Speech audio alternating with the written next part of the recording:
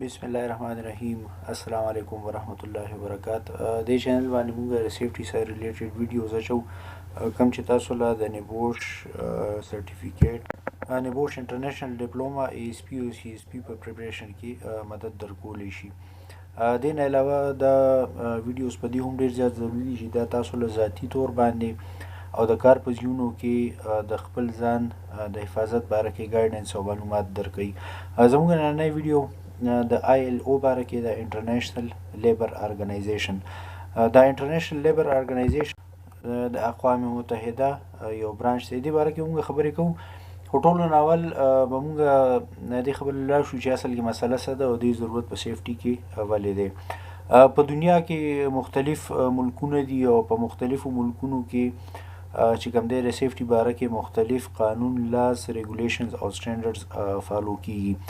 په بعض ځایونو کې خو دا لاز، ریګولیشن او سټینډرډز ډېر زیات ښه لکه په یورپین یونین یا په امریکا یا نور عربو ملکونو کې، خو په بعضې ملکونو کې چې کوم دی دا لا ریګولیشن او سټینډرډز ډېر زیات ښه نه وي، نو دی په وجه باندې مزدوران یا خلک چې کوم کار کوي ورکر کې د یو مزدور نه راواله که یو سی او په تنخواه باندې لګوي نو په انګلیش کې ټولو ته ورکر وایي. نو دې ورکرز په سیفټي باندې ډېر زیات خراب اثر غورځېږي.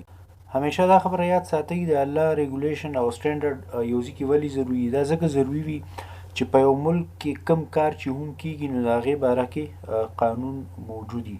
که موږ تر اوسه پورې سیفټي څونه ویډیوز کتلي دي او موږ وایو چې یاره مطلب د سیفټي د دې خبرو خیال ساتل پکار دي، د بجلی باره کې څه سیفټي ده، د ګاډو باره کې څه سیفټي ده، یا مطلب دا دی هاوس کیپینګ باره کې، د اور باره کې، نو دا ټول څیزونه د حکومتونو په قانون کې او د قانون نه بیا ښکته په ریګولیشن کې موجود دي.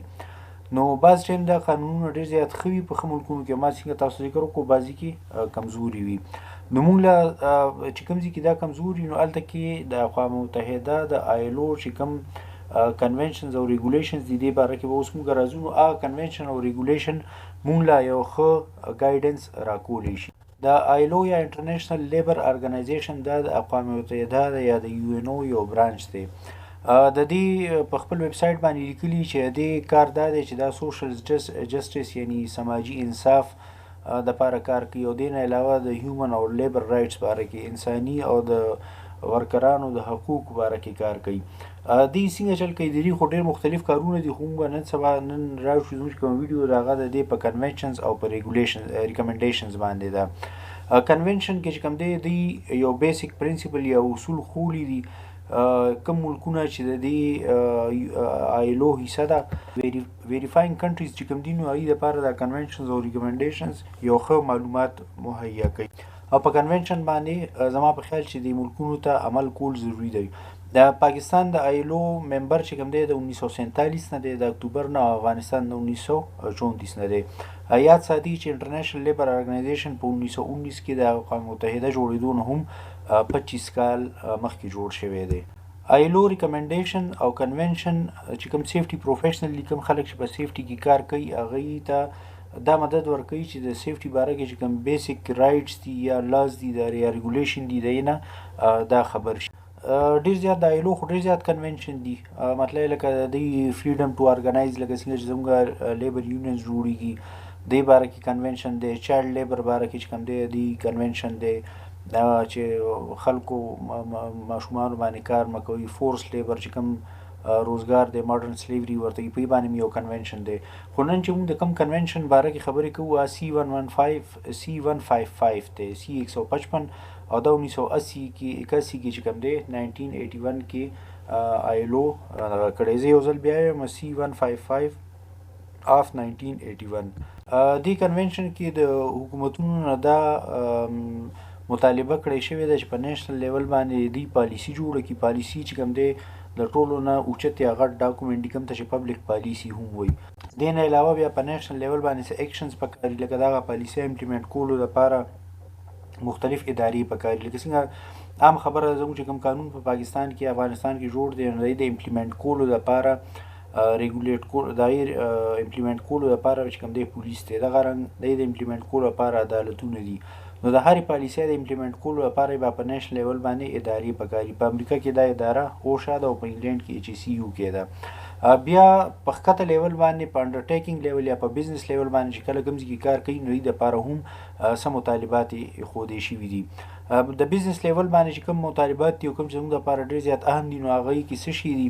هغې کې یو ټولو نه اول دا دی چې تاسو د کار کولو کوم ځای دی ورک پلیس دی چې دا سیف وي، چې کوم مشینان تاسو استعمالوئ چې دا سیف وي، کوم پروسس په کومه طریقه باندې چې کار کوئ چې دا طریقه سیف وي. دې نه علاوه چې کوم څیزونه استعمالوئ سبسټانسز لکه کیمیکلز یا مختلف څیزونه استعمالوئ چې هغه سیف وي. دې نه علاوه په بزنس لیول باندې پکار دی چې موږ ته خپل هیزرډز او د کنټرول میجرز پته وي او کوم پی پی ایز چې کوم دي ځان ساتنې کوم سامان چې دی چې دا خلکو ته بغیر پیسو ملاویدی شي. بعضیونه داسې بلډینګونه داسې چې کې لکه 2-3 بزنس په یو ځای کار کوي. موږ به داسې مثال والو چې لکه یو ډېره غټه پلازا ده یا بلډینګ دی، پای کې ښکته دوکانونه هم دي، پای کې یو شاپینګ سنټر هم دی، په هغې کې ټریننګ سنټر هم دی. نو دا 3-4 بزنس په یو بلډینګ کې لګیا دي کار کوي. نو په کار ده یو د دې لپاره آیلو کنونشن کې دا لیکلی شوي دي چې د یو بل سره کیلیبریشن تعاون وکړي د سیفټي باره کې چې د یو سړي د غلطۍ د وجې نه بل ته څه نقصان ونه رسي. بل پکې دا ریکوایرمنټ ویلی چې دوی د همیشه ایمرجنسي پریپیرډنس ساتي، دوی د ځان د ایمرجنسي لپاره ریډي ساتي. ایمرجنسي پریپیرډنس باره کې به هم مونږ یو ویډیو بیله کوو. ورکرز نه دا مطالبه کړې ده چې هغوی د سیفټي چې کوم اصول دي په باندې دوی عمل کوي او د ځان او د بل د حفاظت خیال دې ساتي. اوس به راشو ریکمنډیشنز ته. د آیلو تقریبا 208 نه زیات ریکمنډیشنز دي چې اوس دوی واپس وډرا کړي دي لکه رینیو کړي دي نور.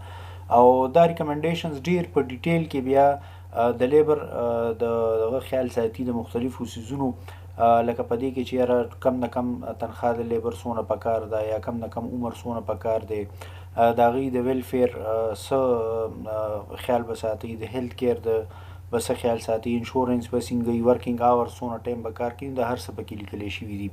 خو د اکوپیشنل هیلث اینډ سیفټي باره کې چې د دې کوم ریکمنډیشن دی هغه ریکمنډیشن نمبر 164 د 1981 دی، ریکمنډیشن نمبر 164 1981. نو په دې کې چې کومې خبرې په کنونشن کې شوي دي هماغه دي، خو بیا یې لږ ډېر په ډیټیل کې پکې ډسکس کړي دي. د هغه برنو خبرو نه علاوه دې کې په ټریننګ باندې پکې خبره کړې شوې ده چې یاره مطلب دا دی چې کوم بزنسز دي نو هغه د خپل ورکرانو له ټریننګ ورکوي چې په حفاظت سره په سیفټي سره خپل کار وکړي. سوپرویژن په پکار دی چې مطلب که نوي کسانی که زاړه کسانی خو چې باندې داسې سوپروایزرانی چې هغه د خیال ساتي کنټرول میجرز باره کې پکې خبرې شوي دي، د فیټیک د ذهني تناو یا مختلف څیزونو باره کې خبرې شوي دي، ورکینګ آورز باره کې چې څومره ګنټې کار به سړي نه هلي، او ارګنایزیشن لکه چې یاره دوی به لیبر یونینز یا داسې څه څیزونه جوړول غواړي.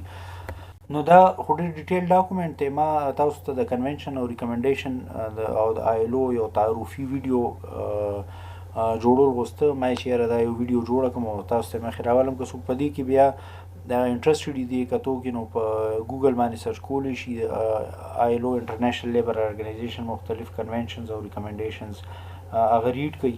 ډېر زیات مزیدار ډاکومنټ دی او ډېر هیلپفول ډاکومنټ دی او مطلب دا دی چې دا د ټول ملکونو لپاره یو مشغلېره دی چې یاره مطلب دا دی د خپلو عوامو د ورکرو د لیبرو به د کار په ځایونو کې خیال او د حفاظت څنګه ساتي. نو خیال څنګه ساتي بل دا چې دا خبرې چې کوم په کار خو دا چې موږ په کوم ملکونو کې کار کوو چې د هغه ملکونو قانون لا ریګولیشن او سټنډرډ په انډکشن ټریننګ او ټول باکس ټاک کې خپلو لیبرو ته ووایو چې هغوی د خپلو حقوقو او د ډیوټیانو د دواړو نه خبر چې صرف دا نه چې حقوق دي بلکې دوی بس ډیوټي مي او سیاسي طور باندې داسې لابیز پریشر ګروپس یونینز وغیره په کار دي چې زموږ مشران او سیاسي مشران او د حکومت چارواکي په دې باندې مجبوره کړی شي چې هغوی د ښه قانونونه جوړ کړي، ښه ریګولیشنز جوړ کړي چې خلکو سیفټي خیال پکې وساتي. که تاسو د سیفټي باره کې د آیلو ویب سایټ شته انټرنیشنل لیبر ارګنایزیشن یې باندې تاسو نور ډیټیل کې کتلی شئ. سیفټي باره کې نور ویډیوز کتلو لپاره دا چینل لایک شیر سبسکرایب یې کړئ، کمنټس وکړئ که په دې ویډیو کې تاسو کریکشن کول غواړئ یا مطلب که څه نوي ویډیو کتل غواړئ دې باره کې پکې کمنټ وکړئ.